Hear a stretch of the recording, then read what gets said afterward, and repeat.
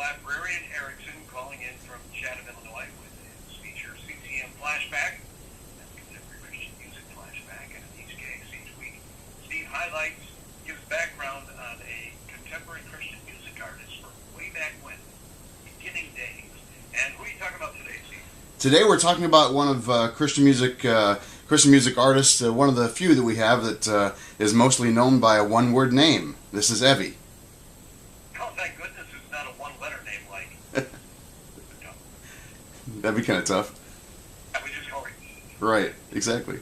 Ladies and gentlemen, welcome E. Right. Okay. Huh. But in researching this, I knew some of this and didn't remember quite all of it until I was researching for today's CCM Flashback. But as you probably might recall, she was born in the United States to Norwegian immigrants, and she started being successful and getting into the music area of Christian music at an early age as well, around the same time as Amy Grant, actually around 16 years of age. Didn't realize that. Yeah, and she had released some albums actually overseas first until she came to the States and got a record contract here. I think she was visiting her parents' relatives or something over there, and did some things over there first before starting over here. And this is actually one of her hits we're going to hear here, probably one of her very first hits in 1976. It's a song called Pass It On, which you might remember. Yes, I do. And that actually I found out was written, I kind of knew this, but I'd forgotten the name, but it was written by Kurt Kaiser, who was big in the industry back in the day and wrote and arranged lots of different songs for lots of different artists at that point, and did some Christian musicals, if I remember correctly, at that point as well. I was in a group that sang a couple of them back then. Yep, so he was pretty popular too, and she got into this song. This is actually from the same album that Give Them All to Jesus is from, which was another, probably one of her early hits from 1976, from an LP at that point called, I believe it was called Gentle Moments. So You know, it's funny, I wasn't really introduced to her until the early 1980s. And the first song I heard by her was Mirror. Ah, But then, strangely enough, I said that was when I was introduced to her. As I heard more songs by her, I realized that I had heard her before. So she's one of those memorable artists that might have been so early that you didn't really think that much about it, but as time passed, you began to realize, wow, I remember that song. In fact, yesterday my wife was singing one of her songs. nice. Yeah, it was funny. I'm looking at her going, how do you know the words to that song? That's got to be 40 years old. Yeah, she was really something in the early days of what we now know as CCM music. In fact, she received the Female Artist of the Year award from the Dove Awards 2 years in a row at least, and that was 77 and 78. So probably just on the end time period, probably when this song was running on Christian radio, was when she received these awards. And the other one we're going to do, Doug mentioned earlier, we're going to do a double shot. The second one we're going to do is The Blood Will Never Lose Its Power, which was written by Andre Crouch and of course released by him first, and then she picked it up and gave it some more airplay, maybe more than his original. And I think you'll like the arrangement of this one if you haven't heard her version of his song. I think I will. You know what's kind of funny about her music and so on? I was just mentioning earlier that so often we compare a Christian artist to somebody that's in a non-Christian group or secular group. And I think of Evie as being kind of the Olivia Newton-John of Christian music. Yeah, I could see where you get that from. I'm glad you said that.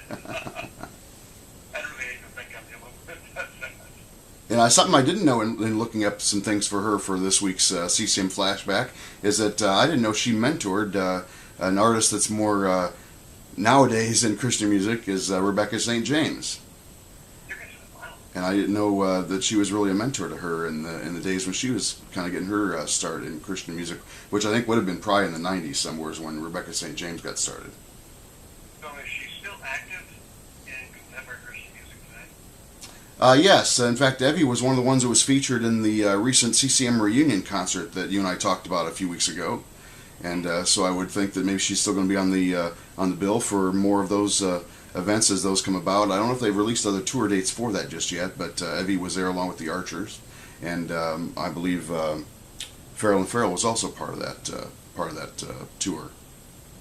Wow, that's, I And Sherry Kagi was also in there somewhere, but she's like we said, later in the mix of the 90s somewhere, but somehow she got into that as well. So it's kind of good to see some other newer names and some older names getting together with some of those reunion tours. I hope they come to where I'm at. I would love to see one of their shows of the CCM reunion that they're doing. That sounds like a fun time too. I hope you get to.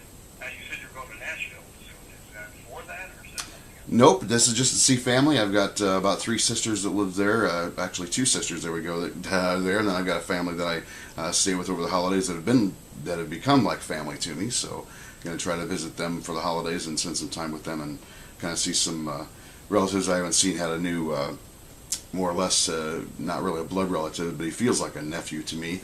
That's brand new, actually, just born like 6 months ago. So I'll get a chance to meet him for the first time. That'll be kind of fun. That is wonderful. I hope you had a great Thanksgiving. I did. You said you were going to do a double shot at Evie. We are. These are both around the same time period, around 1976 or so, and I think people will like hearing her voice again. And the first song is called Pass It On. Cool. All right, man. Well, Steve, thanks so much, and we will talk to you next Sunday. Sounds good. Thanks so much.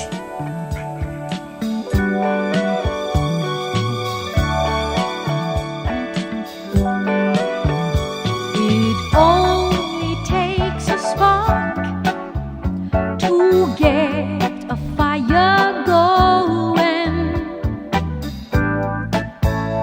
and soon all those around can warm up in its glowing. That's how it is with God's love. Once you've experienced it, you spread His love to everyone. You want to pass it on. What a wondrous time is spring, when all the trees are budding, the birds begin to sing, the flowers start their blooming. That's how it is with God's love. Once you've experienced it, you want to sing.